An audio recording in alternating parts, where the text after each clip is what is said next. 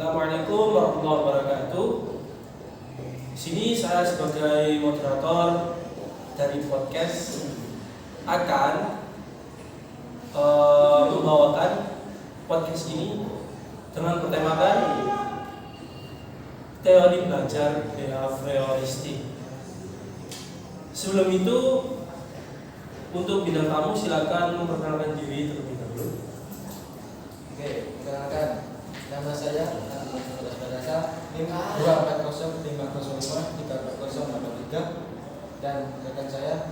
Nama saya Rusminiati dengan NIM 24050534086. Dan saya Putri Novitasari dengan NIM 24055534066. Dan saya sendiri Dr. Bisa Putra dengan NIM 24055534064. Oke, mohon maaf, jadi saya lupa untuk memperkenalkan diri saya terlebih dahulu.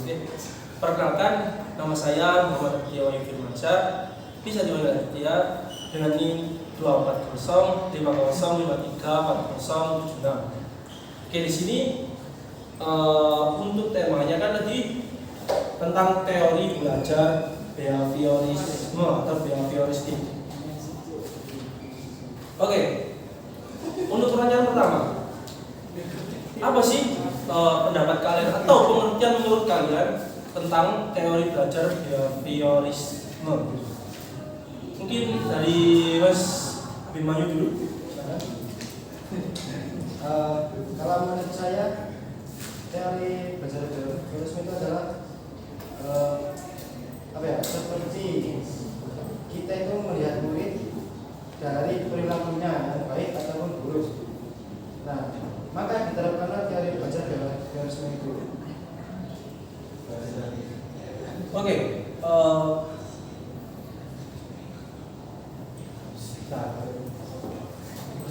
buruk dan baiknya murid, gimana bisa dibilang? Melihat dari perilaku yang baik atau buruknya dari murid. Oke, berarti murid itu punya dua kriteria, yang baik dan yang buruk menurut Anda. Oke, silakan Ibu Mbak Mini.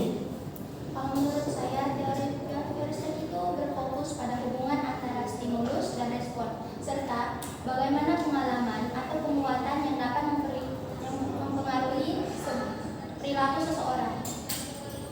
Oke, silakan. Saya hampir sama Rusminiati, tetapi dengan ada yang sama tapi beberapa yang beda. Yaitu teori yang menganggap bahwa belajar terjadi melalui perubahan perilaku yang dipengaruhi oleh stimulus dan lingkungan, dengan penekanan pada penguatan atau hubungan sebagai faktor utama yang mempengaruhi perilaku. Oke, berarti lingkungan itu bisa mempengaruhi perilaku. Iya. Menurut Anda? Oke, silakan. Teori yang berakar pada teori manusia dapat dipahami dan dimodifikasi melalui pengamatan terhadap hubungan antara stimulus dan respon, memiliki peran penting dalam perkembangan psikologi. Namun, pandangan terhadap teori ini bervariasi tergantung konteks dan kebutuhan penggunaannya. Oke, untuk kita sesi pengajian. Pertanyaan pertama, mengapa pembelajaran di Indonesia masih diwarnai oleh teori behaviorisme? Mas Bima, ya. Oke. Menurut saya, karena di Indonesia itu biasanya murid melihat dari perilaku yang baik atau buruk dari pengajar. Nah, maka dari situ diterapkanlah teori belajar behavioristik, yaitu teori yang mempelajari perilaku manusia. Nah, dari situ siswa biasanya terlebih dahulu mengikuti perilaku gurunya.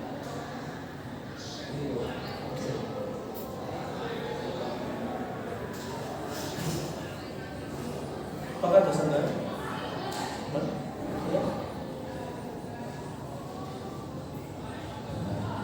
Ya, tadi kan biasanya murid melihat dari perilaku yang baik ataupun buruk dari pengajar, maka diterapkanlah teori behavioristik. Itu ya. Teori yang mempelajari perilaku manusia, maka siswa biasanya terlebih dahulu mengikuti perilaku guru. Oke, berarti jadi guru itu harus menjadi acuan seorang murid itu. Ya. Jadi ketika gurunya baik atau mencontohkan hal yang baik, muridnya akan menjadi baik. Gitu.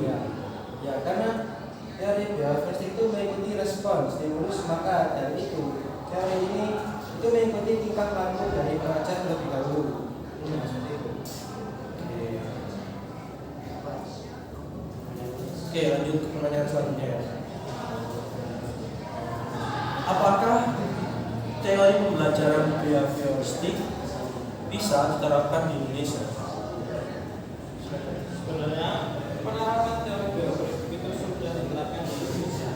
Bisa dilihat dari contoh misalnya siswa mendapat punishment karena datang terlambat ke sekolah, atau siswa mendapat suatu peringkat ketika mendapat prestasi tertentu. Dan itu contoh dari penerapan teori behavioristik. Oke. Jadi sebenarnya punishment tadi itu semacam hukuman ya? Ya, semacam sanksi. Sanksi.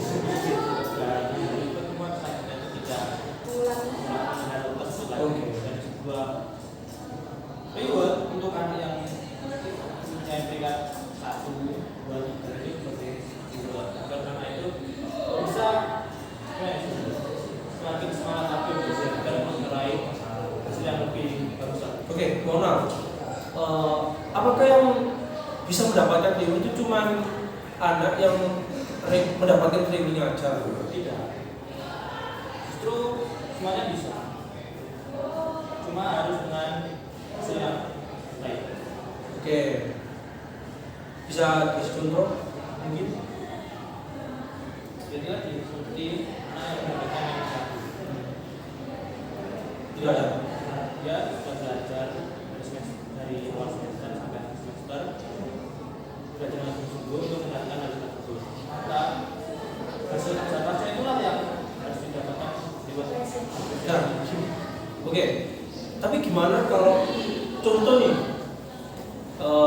ada anak dia belajar bersungguh-sungguh, tekun, belajar itu misalnya subuh itu dia udah belajar, tapi dia tetap nggak dapat ranking. Gimana cara memberikan disiplin bagi Mungkin sebuah pertanyaan semangat untuk tidak selanjutnya lebih dipelajari lagi materinya, lebih berhati-hati untuk jawab. Istilahnya harus berhati-hati lah, jangan sampai jawaban yang sudah salah terulang lagi, terulang lagi terus. Itu yang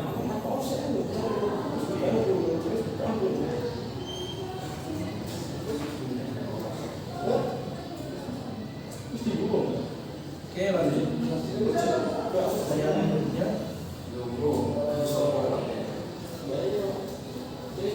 Adakah hal-hal yang harus diperhatikan atau dipertimbangkan sebelum melaksanakan penerapan teori belajar behavioristik? Yang perlu diperhatikan ada 3 yang dari pakar ahli, yaitu mencoba sendiri sampai berhasil. Yang kedua diberi hadiah, dan yang ketiga modeling, contohnya cara pengajar memahami sifat siswa. Oke, mencoba sendiri sampai berhasil. Maksud dari kata mencoba sendiri sampai berhasil itu apakah dia belajar sendiri gitu?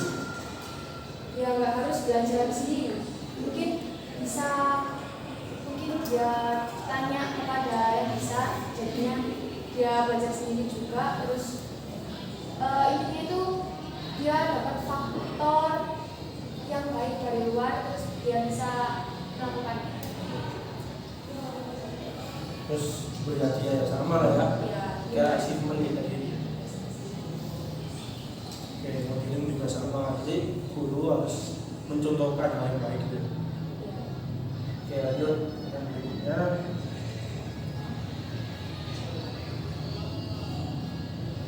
Menurut beberapa pakar, ada yang setuju pemberian hukuman dan ada yang menghilangkan sistem hukuman. Menurut Mbak Mimi, apakah pemberian hukuman itu efektif dalam memberi pelajaran kepada siswa? Menurut saya, hukuman di sini bukan berarti hukuman yang melibatkan fisik seseorang, dan yang dimaksud adalah memberikan dorongan untuk kita lebih giat lagi. Misalkan siswa diberi hukuman karena tidak mengerjakan tugasnya dan diberikan hukuman tugas tambahan dari gurunya. Jika tetap dia tidak mengerjakan tugasnya, maka kita konsultasikan dulu dengan siswa apa yang membuat dia tidak mengerjakan tugasnya dan kita harus memberikan dorongan kepadanya. Oke, contoh misalnya anak itu kita anggaplah dia tingkatnya SMA SMK lah ya. Nah, pasti mungkin dari kondisi finansial dia itu kurang dan dia harus kondisi itu mengharuskan dia untuk bekerja. Nah, apa solusinya untuk anak itu? Kalau misalnya dia sekolah kedua, berarti dia harus pintar-pintar memprioritaskan. Ya, kategori itu apa ya?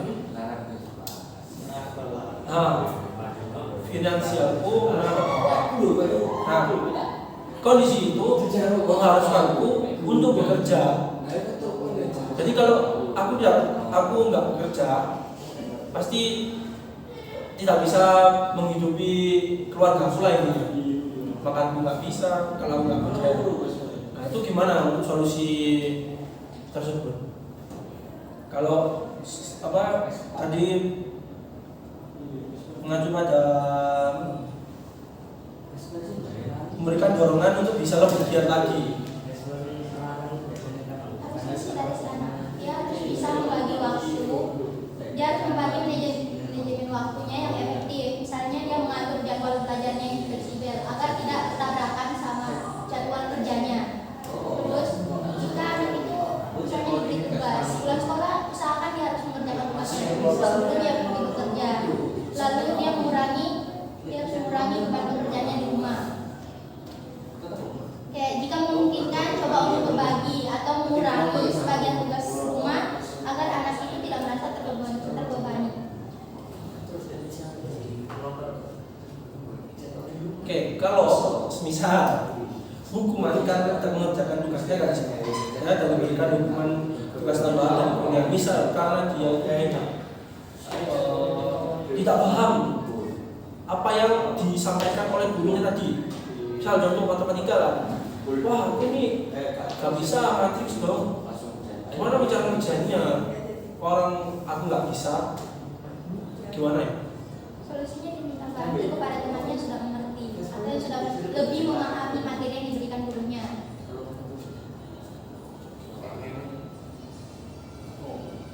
Oke, lanjut. Tadi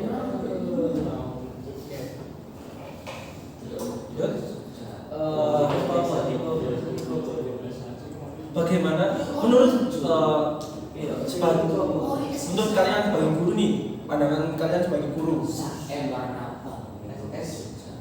bagaimana cara kalian untuk menerapkan teori behavioristik di dalam kelas dan apa implikasinya terhadap pembelajaran di kelas?